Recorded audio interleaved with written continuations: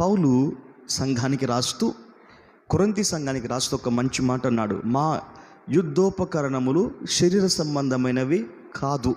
అంటే ఒక సైనికుని దృష్టిలో పెట్టుకొని ఒక యుద్ధరంగంలో ఉన్నామన్న ఒక ఆలోచన కలిగి పౌలు సంఘానికి రాస్తున్నాడు. మా యుద్ధోపకరణములు శరీర సంబంధమైనవి కాదు. లోక సంబంధంగా యుద్ధోపకరణములు మనకు తెలుసు. వారి దగ్గర వాడిగల బాణములు ఉంటాయి, తుపాకులు ఉంటాయి, రకరకాల AK-47s ఉంటాయి, ఎన్నో పరికరాలు వచ్చాయి ఈ రోజుల్లో.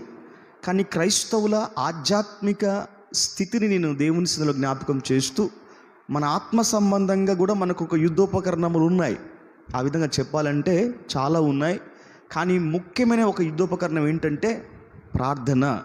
అది మన జ్ఞాపకం పెట్టుకోవాలి. అది ప్రార్థన. విశ్వాసం అనేది ఒక యుద్ధోపకరణమే, నిరీక్షణ అనేది, ఈ విధంగా చాలా ఉన్నాయి.